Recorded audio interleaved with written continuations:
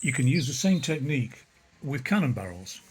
If you cut a piece of cocktail stick to the right length, you can glue it into the corner, into the edge of the piece of paper, and roll that way. But the technique that I've been using is to use a knitting needle and to build up a bit of a taper on the barrel so that you draw it tighter towards the muzzle than towards the breech of the barrel. So you can let it, if you hold your thumbnail in there, you can draw that end nice and tight and leave the other end kind of loose, and you get a tapered barrel.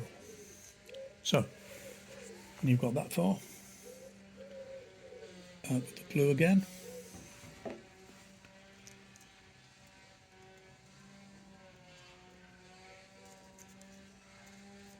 and there you are. Sound of sanding going on in the background. There's always somebody using a machine in the English countryside. Not that it is the countryside. Anyway, here we are. So that, if you want to make it a bit tighter, which I think I do, just unroll it slightly, just give that end another squeeze.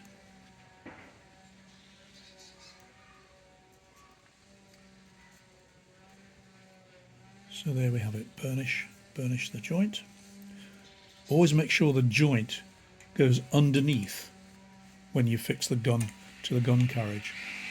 Now then, am I going to trim the back end a little bit? I think I will.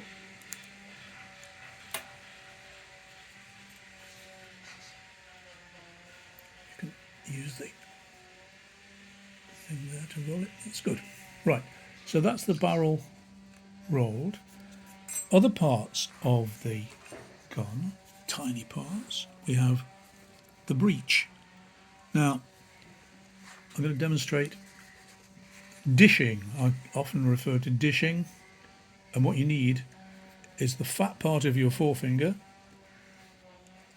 Dampen the piece of paper with your tongue and just press. You'll find you have a favourite tool for doing this. Mine is this cook's needle. You just press it in.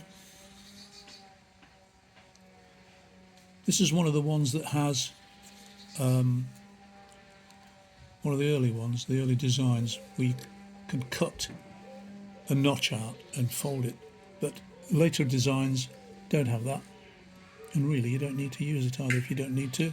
That will dry and that will go on the back of the gun, on the breech of the gun. The muzzle part here glues the muzzle. The breech part with the firing hole on it is just glued straight onto the back of the gun. You make sure that you're starting away from the joint. You can put your former back into it.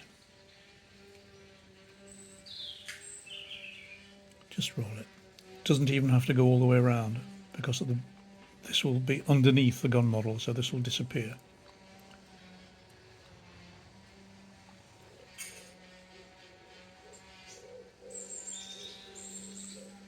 So there you have that. And that can be allowed to dry, but in this case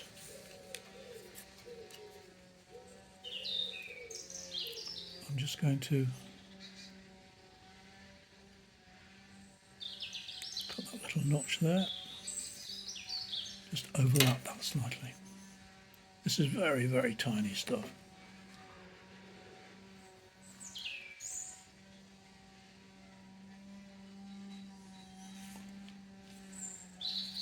Go there. A little bit of glue on the back.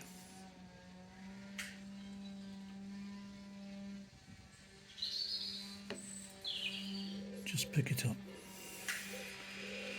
You can trim it when it's dry. Just fix it in place. Somebody else has started up with some machinery. Now, the muzzle plate itself, the piece which fills the end of the gun. Got a bit of glue on my fingers, which is making it a bit awkward. Cut.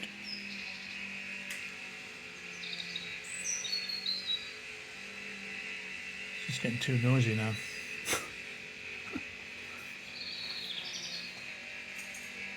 Now it's become part of me. Oh no, there it is. I thought it had been absorbed into my body.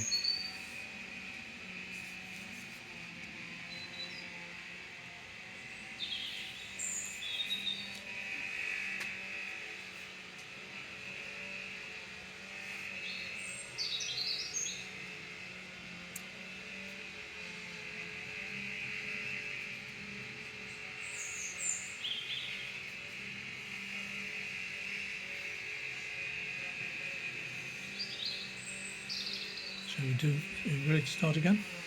Go. So, the actual muzzle of the gun, which is a simple little disc, glue on there, just pick it up off the table, like that. Put it in place.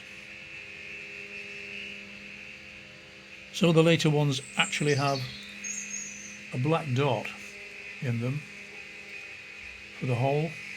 This is being a slightly earlier design. Does not. I have no faith in the ability of people, including myself, to position it. So draw your own. Make a little dot in the middle with a pen. Just gradually make it as big as you want it to be. Got to leave plenty of metal on this cannon.